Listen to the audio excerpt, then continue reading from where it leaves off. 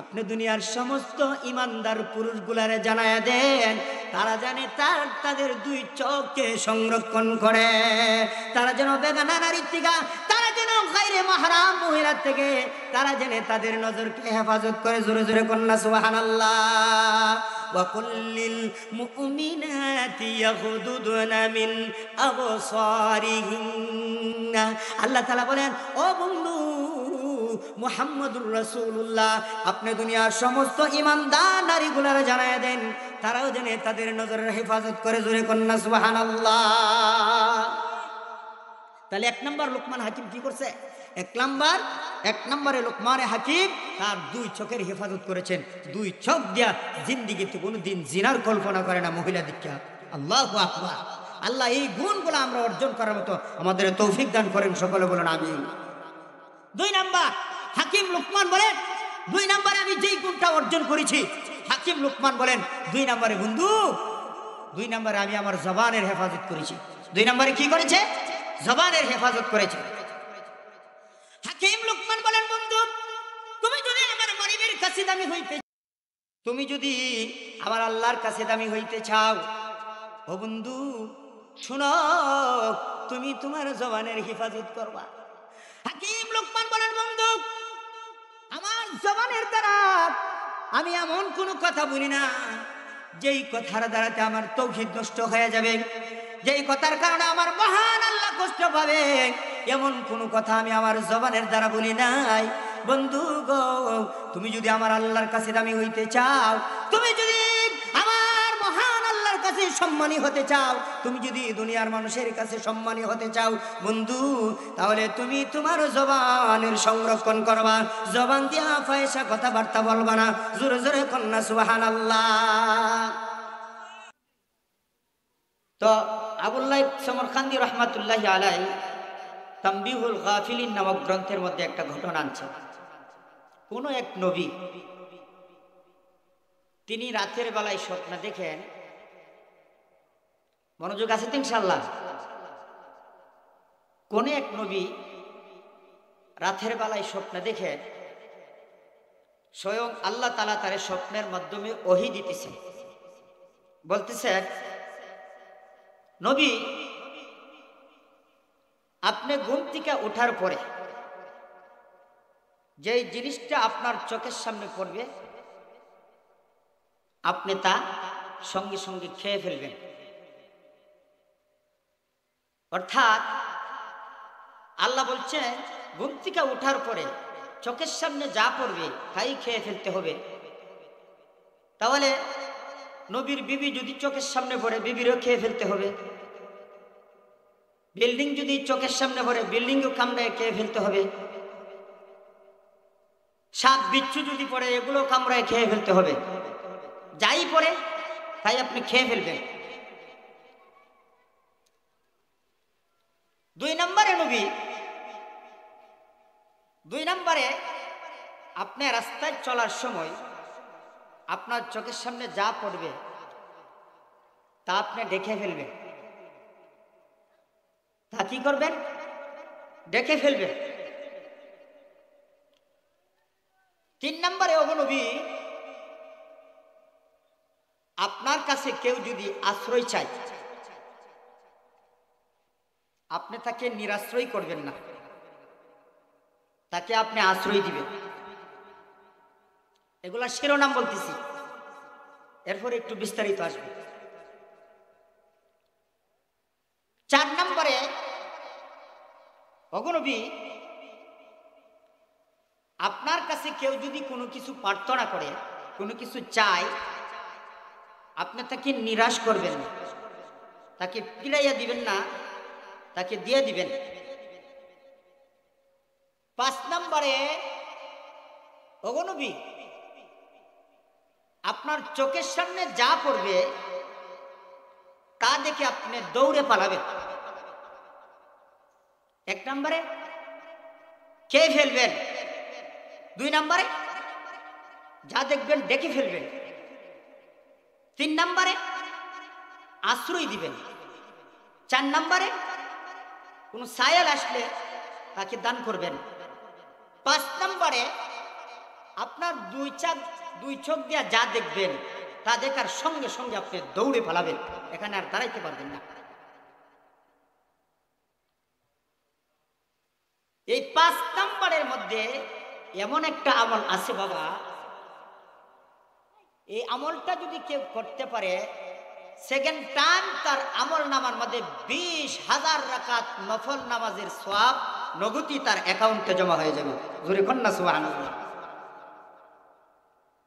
তাহলে আমি কি 5 দিয়ে শুরু করব না 1 থেকে 5 পর্যন্ত যাব? 1 থেকে 5 পর্যন্ত, ঠিক না? আপনারা বুঝেন। তো সেই নবী, কেউ কেউ বলেন হযরত শামসুল আলাইহিস সালাম, তবে অধিকাংশ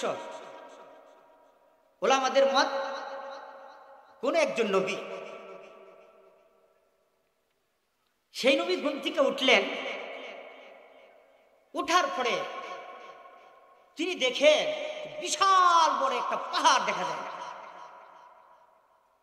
যেই পাহাড়টা নিচ মাথাটা দেখা যায়, উপর মাথার দেখা যায় না। নবী বললেন যে আল্লাহ আদেশ করছে যা আপনি 2 চোখে দেখবেন, ঘুম থেকে ওঠার পরে তা খেয়ে ফেলবেন। এখন তো আমি পাহাড় দেখলাম, তাহলে কি আমার পাহাড়টা খেতে হবে? এখন উনি বলে তাহলে আমি এখন কি করব? নবী বলতেছেন যাক, এই তো আল্লাহ তাআলার হুকুম, পাহাড় খেতে হবে, আমি চেষ্টা করব, আমার আল্লাহ বাকিটা পূরণ করবেন। খাইতে পারি আর না পারি একটু চেষ্টা করে দেখি। সেই নবী আরবের পাহাড়, পাথরের পাহাড়, পাথরের পাহাড় উনি কিভাবে কামড়ায় খাবেন? তো উনি পাহাড় খাওয়ার জন্য উনি সামনের দিকে অগ্রসর হইতেছেন, সামনের দিকে বাড়তেছেন। তো যত সামনের দিকে যায়, প্রথমত পাহাড়ের নিচ মাথা দেখা যায়, উপরের মাথা দেখা যায় না। সেই নবী যখন সামনের দিকে একটু অগ্রসর হলো, দেখে যে পাহাড়টা একটু ছোট হইছে, নিচের মাথাও দেখা যায়, উপরের মতো দেখা যায়। নবী বলেন আশ্চর্য, সামনের দিকে বাড়লাম, পাহাড়টা ছোট হয়ে গেল। নবী তিনি সামনের দিকে হাঁটতে শুরু করছেন। নবী যত সামনের দিকে যায়, পাহাড়টা তেমন ছোট হইতে থাকে। একবারে নবী পাহাড়ের কাছাকাছি হয়ে গেছেন, পাহাড়টা বিরাট বড়, পাহাড়টা একটা পাথর হয়ে গেছে, একটা পাথর হয়ে গেছে। একটু দূর থেকে পাথরের মতো দেখা যায়। তো নবী আরেকটু সামনের দিকে বাড়ছেন, বাড়ার পরে এটা আর পাথর রয়েছে না, এটা একটা হালুয়ার টুকরা হয়ে গেছে। নবী বলেন দেখলাম কি আর হইল কি? দেখলাম বিরাট বড় পাহাড়, সামনের দিকে বাড়লাম, আস্তে আস্তে ছোট হইতে লাগলো। এখন পাহাড়ের কাছাকাছি আইছি, আর পাহাড় নাই, এটা একটা হালুয়ার টুকরা হয়ে গেছে। নবী অক্ষর বিসমিল্লাহ করে হাই লিখছে, জোরে কন্যা সুবহানাল্লাহ।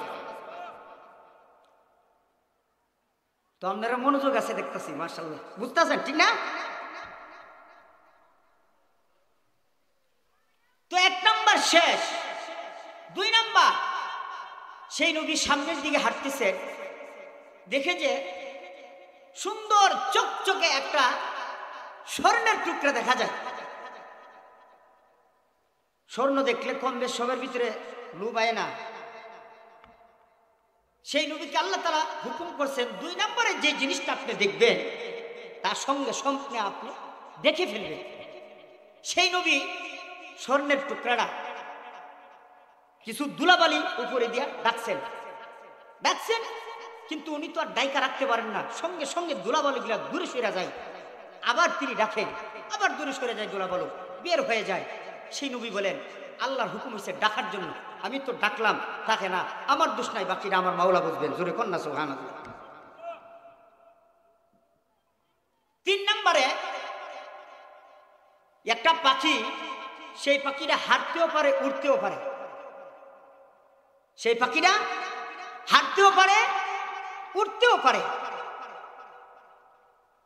একটা পাখি নবীর কাছে আইছেন, আইসে বলতেছে নবী ওই যে আমার পাছন দিয়ে আমার দুশ্মন আমাকে ধাওয়া করতেছেন, আমাকে দৌড়াইতেছেন, তো আমাকে যদি সে নাগালে পায়, তার হাতের নাগালের ভিতরে আমাকে পায়, সে আমাকে জানে মেরে ফেলবেন, সে আমাকে খেয়ে ফেলবেন।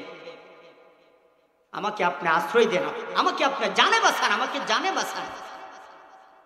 সেই নবী বলতেছে আচ্ছা ঠিক আছে, তুমি আমার বগলতলির ভিতরে ঢুকে যাও। সঙ্গে সঙ্গে পাখিটা বগলতলির ভিতরে ঢুকে গেছে। 4 নাম্বার, ওই যে পাখিটাকে দাওয়া করতেছিল, সঙ্গে সঙ্গে একটা শিয়াল সেই নবীর কাছে আসছেন, এসে বলতেছেন হে আল্লাহর নবী, যে পাখিটাকে আপনি আশ্রয় দিয়েছেন, নবী গো দীর্ঘদিন যাবত আমার পেটের মধ্যে খিদা, আমি খাইতে পারি না, মেহেরবানি করে আমাকে একটু খাবারের ব্যবস্থা করেন, পাখিরা আমার হাতে ছেড়ে দেন। যদি পাখিরা আমার হাতে দেন আল্লাহর নবী, তাহলে আমি আমার ওই পাখিটা দিয়ে আমি আমার পেটের খিদা নিবারণ করব, দয়া করে পাখিরা আমার হাতে ছেড়ে দেন। এখন উনি সেই নবী বড় বিপদের মধ্যে আছে। 3 নাম্বারটা যদি পালন করতে চাই, 4 নাম্বারটা লঙ্ঘন হয়ে যায়। 4 নাম্বারটা পালন করতে চাইলে 3 নাম্বারটা লঙ্ঘন হয়ে যায়।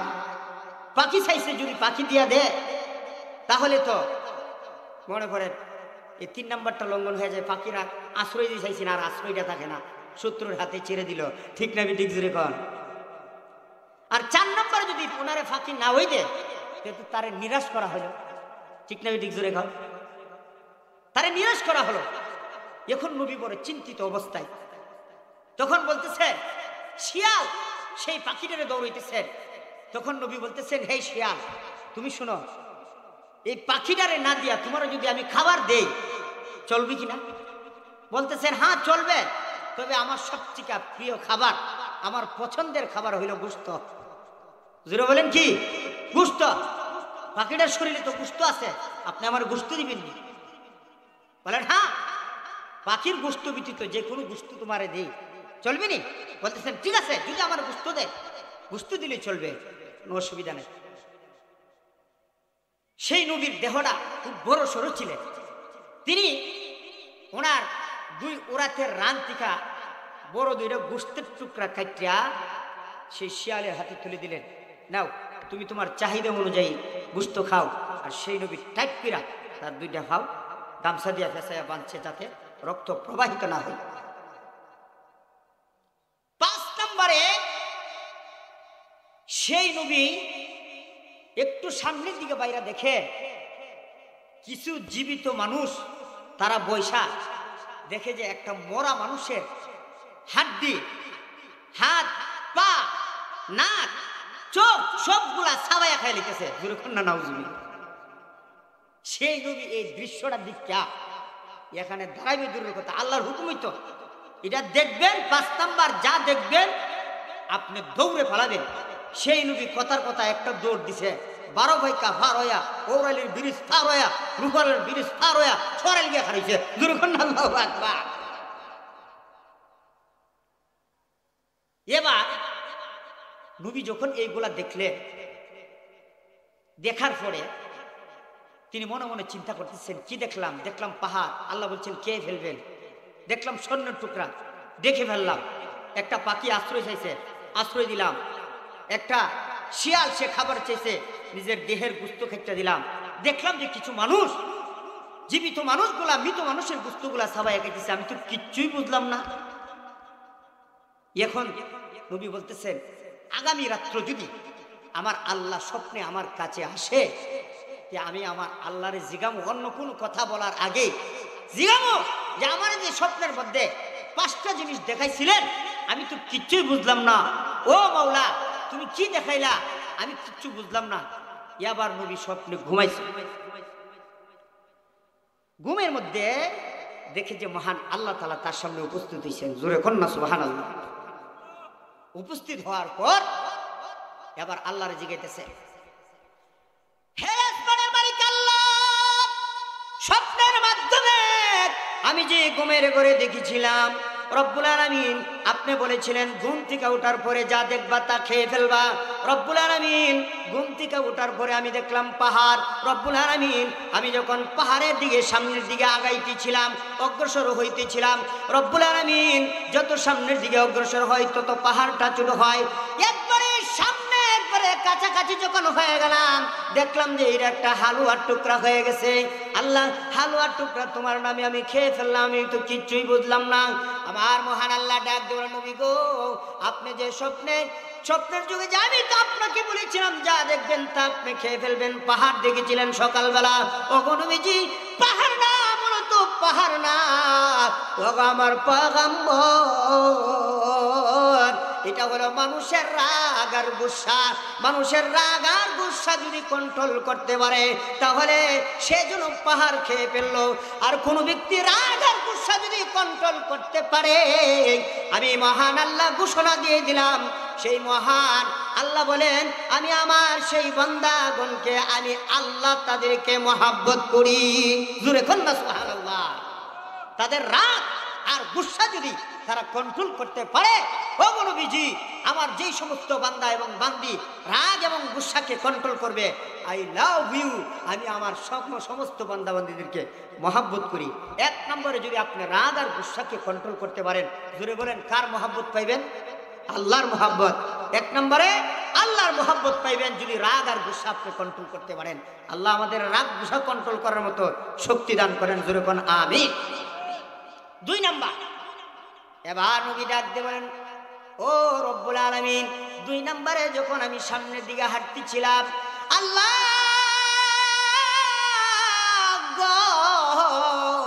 সামনের দিকে আগায় দেখি বিরাট বড় একটা স্বর্ণের টুকরা।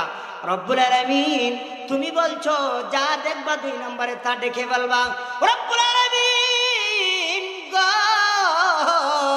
আমি তো আমার নিজের হাত দিয়ে ডাকলাম, আবার সঙ্গে সঙ্গে বের হয়ে যায়। রব্বুল আলামিন তাতে আমি বুঝতে পারলাম না। আল্লাহ বলেন, ওগো নবী, আমার মায়ার বান্দা বান্দিরা তারা যখন নেক আমল করে গো, তাদের নেক আমলটা হইল হীরা মণি মুক্তার চেয়ে আমি আল্লাহর কাছে আরো দামি। জোরে কন্যা সুবহানাল্লাহ। নেক আমল করবা তো প্রকাশ করবা না, যারা ডাইখা রাখবা। দুই নম্বরে কি? নেক আমল করলে তাহাজ্জুদ পড়ছি, বুঝুন না, এটা বাজাইনার মতন ডুল দেওয়া যেত না, এটা একমাত্র আল্লাহকে রাজি এবং খুশি করার জন্য করছি। ঠিক না? আমি ঠিক জোরে কর। দুই নম্বরে যা দেখবেন আপনি ডেকে ফেলবেন। দুই নম্বরে দেখলাম কি? দুই নম্বরে দেখলাম আমি স্বর্ণ টুকরা, তা দেখে রাখলাম। আল্লাহ বলেন এইটা হইল মানুষের জীবনের নেক আমল, এটারে যত ভালো ডাক্কা রাখবা, যত ডাক্কা রাখবা অতই মহান আল্লাহর কাছাকাছি যেতে পারবা। জোরে কন্যা সুবহানাল্লাহ। তিন নম্বরে যে একটা পাখি হাঁটতেও পারে, উঠতেও পারে, নবীর কাছে আশ্রয় চাইছেন। আল্লাহ আমি আশ্রয় দিলাম, এটার মাধ্যমে তো আমি কোনো কিছু বুঝলাম না। আল্লাহ ডাক দিয়ে বলেন, ও নবী, আপনি যদি নিরাশ্রয়কে আশ্রয় দান করেন, পৃথিবীর মানুষ যদি নিরাশ্রয়কে আশ্রয় দান করে, আমি মহান আল্লাহ যেদিন মানুষ কোথায় আশ্রয় পাবে না, একমাত্র আমার আরশে আজিমের ছায়া বিনা আর কোনো ছায়া থাকবে না। আল্লাহ বলেন ওই কঠিন মুহূর্তের দিনে আমি মহান আল্লাহ যেই বান্দা বান্দি দুনিয়াতে মানুষকে আশ্রয় দিত, আমি আল্লাহ তাদেরকে আরশে আজিমের ছায়ার নিচে আশ্রয় দিব। 4 নম্বরে যে কাউকে নিরাশ করবেন না, যদি কাউকে নিরাশ না করে যদি কেউ কিছু চায় তাকে দেন। মহান আল্লাহ বলেন তাকে যদি নিরাশ না করো, আমি আল্লাহ জানাই দিলাম, লা তাকানাতু মির রাহমাতিল্লাহ। এ বান্দা বান্দি, তোমরা আমার রহমত থেকে নিরাশ হয় না, তোমরা কাউকে নৈরাশ করো না। যদি নৈরাশ না করে যদি তাকে দান করো, তাদেরকে দান করো, আমি মহান আল্লাহ তোমাদেরকে যা চাও তাই দান করব। 5 নম্বরে সেই নবী যে দেখছিল যে একটা মৃত মানুষ জমিনের মধ্যে ফইরা রইছে, আর জীবিত মানুষগুলা এরা চিবায়া চিবায়া হাত পা গুলা খাইতেছে। আল্লাহ এটা তো কিচ্ছু বুঝলাম না। আল্লাহ বলেন নবী গো, এটা হইল কোন মানুষ যদি শ্বাস আশ্রয়ের মধ্যে বসে আড্ডায় বসে মানুষের গীবত করে। মানুষের গীবত করা, মরা ভাইয়ের গোশত খাওয়া, বাপের গোশত খাওয়া, মায়ের গোশত খাওয়া, এটা হলো গীবত। নবীজি কোন গীবতের মজমা যদি আপনি দেখেন, আপনি সেইখানে দাঁড়াইতে পারবেন না, আপনি সেইখান থেকে দৌড়ে পালাইবেন। কোন মানুষ যদি গীবতের মজমা দীক্ষা যদি দৌড়ে ফেলায়, সাথে সাথে প্রতিটা সেকেন্ডে তার আমল নামার মধ্যে 20,000 রাকাত নফল নামাজের সওয়াব। ইনশাআল্লাহ গীবত থেকে আমরা বাঁচার চেষ্টা করব তো ইনশাআল্লাহ। তা আমি আপনাদের সামনে কালামে মাজিদে 21 নম্বর পারা 31 নম্বর সূরা, 21 নম্বর পারার 31 নম্বর সূরা, সূরাটির নাম সূরাতুল লুকমান। সূরার নাম, কোরআন শরীফের মধ্যে 6 জন ব্যক্তির নামে আল্লাহ 6টা সূরা নাজিল করেছেন। এর মধ্যে 4 জন হলেন নবী আর 2 জন হলেন তারা নবী নয়, তারা হলেন আল্লাহর প্রিয় বাহাজন ব্যক্তি। একজন, এর মধ্যে একজন হলো হযরত মারিয়াম, আরেকজন হলো হযরতে লুকমান আলাইহির রহমান। তো লুকমান তিনি হইলেন হযরত দাউদ আলাইহিস সালাতু ওয়াস সালামের পাশাপাশি যুগের মানুষ, দাউদ আলাইহিস সালামের আগের যুগের মানুষ, দাউদ আলাইহিস সালামের আগের যুগের মানুষ। কিন্তু দাউদ নবীকে আল্লাহ তাআলা একটা কিতাব দিয়েছিলেন, জাবুর কিতাব। কিন্তু সেই দাউদ আলাইহিস সালাতু ওয়াস সালামের কিতাবের মধ্যে লুকমানের কথাগুলো আল্লাহ তুলে ধরেন নাই। হযরত মূসা আলাইহিস সালামের কিতাবের মধ্যে আল্লাহ তাআলা লুকমানের কথা তুলে ধরেন নাই। হযরত ঈসা রূহুল্লাহ, ওনাকে আল্লাহ কিতাব দিয়েছেন, কিন্তু ওনার কিতাবের মধ্যে আল্লাহ তাআলা হযরত লুকমানের কথাগুলো তুলে ধরেন নাই। কিন্তু হযরত মুহাম্মদ সাল্লাল্লাহু আলাইহি ওয়াসাল্লাম কত হাজার হাজার বছর পরে দুনিয়াতে আসছেন, ওনার কথাগুলা হযরত মুহাম্মদ সাল্লাল্লাহু আলাইহি ওয়াসাল্লামকে আল্লাহ তাআলা যে কিতাব দিয়েছেন, সেই কিতাবের মধ্যে হযরত লুকমানের কথাগুলো আল্লাহ তুলে ধরেছেন। জোরে কন্না সুবহানাল্লাহ। তে বোঝা গেল লুকমান একজন দামি ব্যক্তি, লুকমান একজন আল্লাহর কাছে আল্লাহর প্রিয় ব্যক্তি। ঠিক না বেঠিক? জোরে বলেন। হযরত লুকমান তিনি একজন কালো ব্যক্তি ছিলেন, চেহারা খুব সুন্দর ছিল না, চেহারার রং ছিল কালো, টুট ছিল মুঠা, কিন্তু ফাওয়ের লেগগুলা ছিল ফাটা ফাটা। কিন্তু হযরত লুকমানের এত দাম, এত ইজ্জত। হযরত লুকমান আলাইহির রহমান তিনি, কেউ কেউ বলেন তিনি ছিলেন বকরি রাখাল, মেষ রাখাল, আবার কেউ বলেন তিনি ছিলেন দর্জি, আবার কেউ বলেন তিনি ছিলেন মিস্তুর। কিন্তু অধিকাংশ জমহুর উলামায়ে কেরামের মত হলো তিনি ছিল মেষ রাখাল, বকরি রাখাল। সারাদিন উনি ছিল একজনের গোলাম, সারাদিন মেষ রাখালি করে, বকরি রাখালি করে। যখন সন্ধ্যার সময় বাড়ি তাইতো, তখন হাজার হাজার শত শত লোক ওনার সামনে বসতো, আর উনি কি কথাগুলা বলতো, ওনার কথাগুলা শুনে শুনে মানুষগুলো মুগ্ধ হইতো। জোরে কন্না সুবহানাল্লাহ। হযরত লুকমান তিনি যখন একটু দামি কথা বলতেন, হযরত লুকমানের মনিব তিনি তাকায় দিকে, কিরে আমি কোটি কোটি টাকার মালিক, আমার কথাগুলো মানুষের শ্রবণ করে না, আমার কথাগুলো মানুষের শুনে না, কিন্তু আমার গোলাম লুকমান কালো একটা ব্যক্তি, তার কথা শোনার জন্য সন্ধ্যাবেলা লোক, হ্যাঁ শত শত লোক তারে ঝোড়ো করে বসে। আর সে কি বলে, সে কি বলে, কিন্তু জিজ্ঞেস করে মানুষের, এই আমার গোলাম লুকমান সে কি বলে, তার কি কথা তোমরা শুনো। তখন বলে, মনিব গো, লুকমান এত সুন্দর কথা বলে। হ্যাঁ মনিব, লুকমানের মুখ থেকে এত সুন্দর কথা বের হয়, লুকমানের কথা গ্রহণ করে যদি কোন ব্যক্তি আমল করে, তার জীবনের মোড় আল্লাহ ঘুরাইয়া দেন। জোরে জোরে কন্যা সুবহানাল্লাহ। এত দামি কথা সে বলে। তো এই মজমার মধ্যে ছিল একজন ব্যক্তি, সে লুকমানের দিকে চোখগুলো বড় বড় করে তাকাইছেন, তাকায় বলেন, লুকমান আমার একটা কথা আছে, আপনি শুনবেন নি? কহ। আমি তো বাল্যকালে মেষ রাখালি করতাম, বকরি রাখালি করতাম, ঠিক তোমার মতো চেহারা, চেহারা কালো, টুটগুলা মুঠা, নাকগুলা ছেপটা। আমার এমন একটা সঙ্গী ছিল, এখন কি সেই লুকমান তুমি নাকি অন্য কেউ? আমি তো বুঝতে পারতেছি না। হযরত লুকমান তিনি আর অতীতের কথা ভুললেন না, তিনি বলেন, হ্যাঁ আমি সে লুকমান। জোরে কন্যা সুবহানাল্লাহ। আমি সে লুকমান। হলে আপনার কথার এত ওজন, এত লুট, আপনার সম্মান মানুষের কাছে, আল্লাহর কাছে এত বেশি কিভাবে?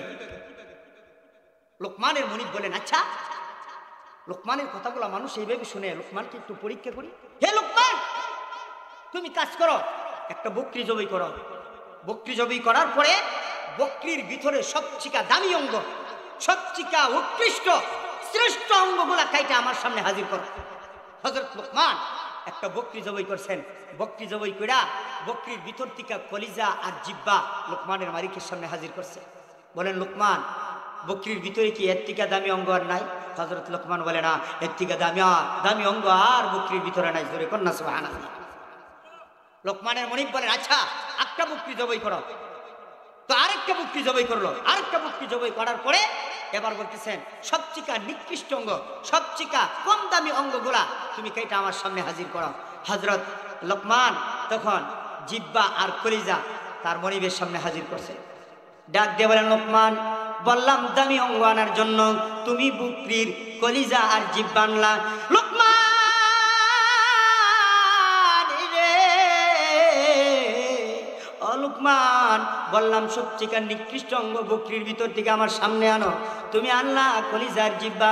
বুঝতে পারলাম না, তুমি কি আমার সাথে মস্কারি করো নাকি? হযরতে লোকমান হাকিম ডাক দিয়ে বলেন,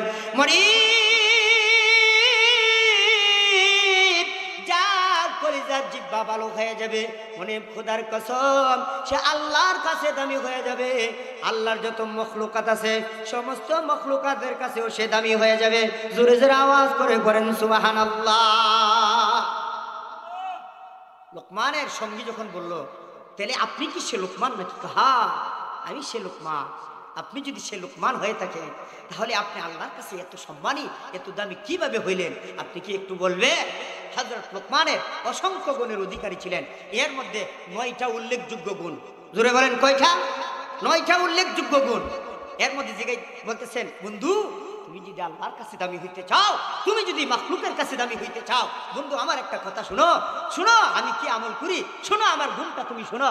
এবার লোকমান বলতেছেন, বন্ধু, 1 নাম্বার, মহান আল্লাহ যে আমার 2টা চোখ দান করেছে, এই চোখ দিয়ে আমি জীবনে কোনোদিন পরনারী দিকা জিনার কল্পনাও করি না। জোরে কন্যা সুবহানাল্লাহ। আর আমরা দৈনিক কতবার জিনার কল্পনা করি, কতবার এই চোখ দিয়ে গুনাহ করে, হিসাব আছে নি ভাই সাহেব? কোনো হিসাব নাই। হযরত লোকমান বলেন, বন্ধু, আমার মহান আল্লাহ যে আমার 2টা চোখ দিয়েছে, 2টা দামি অঙ্গ দিয়েছে, অমূল্য ধন দিয়েছে, বন্ধু রে, আমি আমার এই চোখ দিয়া জীবনে কোনোদিন পরনারী দিকা জিনার কল্পনা করি নাই। বন্ধু,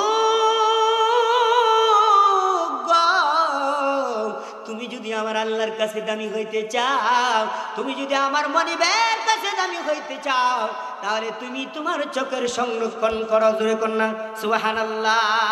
আর তাই আল্লাহ তাআলা কোরআনে বলেন, সূরাতুন নূরের 30 নম্বর আয়াতে আল্লাহ বলেন, কুল্লিল মুমিনিনা ইয়াগুদ্দু মিন আবসারিহিম ওয়া ইয়াহফাযু ফুরুজাহুম। আওয়াজ করে পড়েন না সুবহানাল্লাহ। আপনি দুনিয়ার সমস্ত ইমানদার পুরুষগুলারে জানায়া দেন, তারা জানে তাদের 2 চোখকে সংরক্ষণ করে, তারা যেন বেগানা নারীর থেকে, তারা যেন গায়রে মাহরাম মহিলার থেকে, তারা জানে তাদের নজরকে হেফাজত করে। জোরে জোরে কন্যা সুবহানাল্লাহ। ওয়া কুল্লিল মুমিনাতি ইয়াগুদুনা মিন আবসারিহিন্না। আল্লাহ তাআলা বলেন, ও বন্ধু মুহাম্মদুর রাসূলুল্লাহ, আপনি দুনিয়ার সমস্ত ইমানদার নারীগুলারে জানায়া দেন, তারাও জানে তাদের নজরের হেফাজত করে। জোরে কন্যা সুবহানাল্লাহ। তাহলে 1 নম্বর লোকমান হাকিম কি করছে? 1 নম্বরে লোকমানে হাকিম তার 2 চোখের হেফাজত করেছেন। 2 চোখ দিয়া জিন্দেগিতে কোনোদিন জিনার কল্পনা করে না মহিলা দীক্ষা। আল্লাহু আকবার। আল্লাহ এই গুণগুলো আমরা অর্জন করার মতো আমাদের তৌফিক দান করেন। সকলে বলেন আমিন। 2 নাম্বার হাকিম লোকমান বলেন, 2 নম্বরে আমি যেই গুণটা অর্জন করেছি, হাকিম লোকমান বলেন, 2 নম্বরে বন্ধু, 2 নম্বরে আমি আমার জবানের হেফাজত করেছি। 2 নম্বরে কি করেছে? জবানের হেফাজত করেছে। হাকিম লোকমান বলেন, বন্ধু, তুমি যদি আমার মনিবের কাছে দামি হইতে চাও, তুমি যদি আমার আল্লাহর কাছে দামি হইতে চাও, ও বন্ধু শুনো, তুমি তোমার জবানের হেফাজত করবা। হাকিম লোকমান বলেন, বন্ধু, আমার জবানের দ্বারা আমি এমন কোনো কথা বলি না যেই কথার দ্বারাতে আমার তৌহিদ নষ্ট হয়ে যাবে, যেই কথার কারণে আমার মহান আল্লাহ কষ্ট পাবে, এমন কোনো কথা আমি আমার জবানের দ্বারা বলি নাই।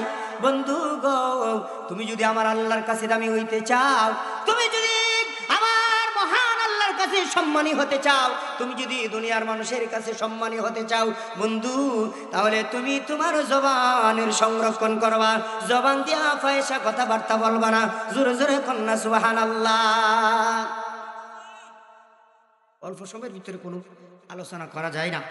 এরপরে একজন বড় আলেম হযরত মাওলানা মুফতি মুবারকুল্লাহ সাঈদী বড় আলেম, তো উনি যেহেতু স্টেজে আইসি করবেন, তো আমি সংক্ষেপে 2 মিনিটের ভিতরে, তো ঘন্টা দেড় ঘন্টা আলোচনা না করলে একটা আলোচনার ফিনিশিং করা যায় না। তো এরা বড় মানুষ, এরা তো আয়সা বললে আর কিচ্ছু করা যায় না। তো হুজুর আসবে ইনশাল্লাহ, আমি ছেড়ে দিব। তো 3 নম্বরে হাকিম লোকমান বলেন, বন্ধু আমি আল্লাহর কাছে যে সম্মানী হয়েছি, 3 নম্বরে গুণ হলো আমি কোনদিন লজ্জাস্থান দিয়ে গুণ করি না। জোরে কন্যা সুবহানাল্লাহ। এখন আর আলোচনা আসবে না। 4 নম্বর, আমি আমার পেটের হেফাজত করেছি। এই পেটের মধ্যে জীবনে কোনোদিন 1 লুকমা হারাম খাদ্য আমি ঢোকাই না। জোরে কন্যা সুবহানাল্লাহ। 5 নম্বর, আমি আমার জবানকে, জবানের দ্বারা জিন্দিগিতে কোনোদিন একটা মিথ্যা কথা বলি নাই, সদা সত্য কথা বলেছি। 6 নম্বর, হাকিম লুকমান বলেন, আমার জিন্দিগিতে কোনোদিন আমি অঙ্গীকার কোনোদিন ভঙ্গ করি নাই, ওয়াদা ভঙ্গ করি নাই, ওয়াদা রক্ষা করেছি। 7 নম্বর, হাকিম লুকমান বলেন, আমি সর্বদাই আমি আমার প্রতিবেশী যারা আছে এদের সাথে আমি ভালো ব্যবহার করেছি। আমি প্রতিবেশীকে জিন্দিগিতে কোনোদিন কষ্ট দেই নাই। জোরে কন্যা সুবহানাল্লাহ। 8 নম্বর, হাকিম লুকমান বলেন, 8 নম্বরে হাকিম লুকমান বলেন, 8 নম্বরে আমি যে কাজটা করেছি, 8 নম্বরে আমি আমার মেহমানের কাছে সম্মান দেখাইছি, মেহমানের সামনে আমি ভালো খানা পরিবেশন করেছি। জোরে কন্যা সুবহানাল্লাহ। রাসূলুল্লাহ সাল্লাল্লাহু আলাইহি সাল্লামের কাছে একজন মুসাফির আসছে, এসে বলতেছেন, ইয়া রাসূলুল্লাহ, ইয়া হাবিবাল্লাহ, নবীজি আমার পেটের মধ্যে প্রচন্ড খিদা, আমি একজন মুসাফির, আমি মেহমান, আমাকে খানা দেন।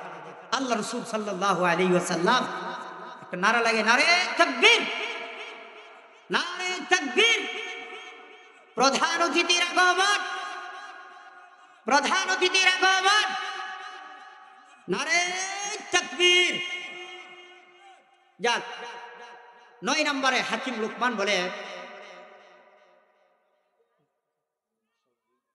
9 নম্বরে হাকিম লুকমান বলেন যে আমি আমার জীবনে কোনোদিন বাজে কাম করি নাই, বাজে কামে অংশগ্রহণও করি নাই।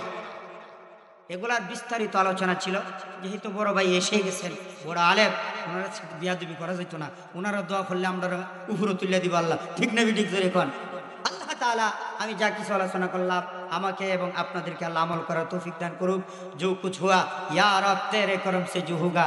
अस्सलामु अलैकुम व रहमतुल्लाहि व बरकातहू।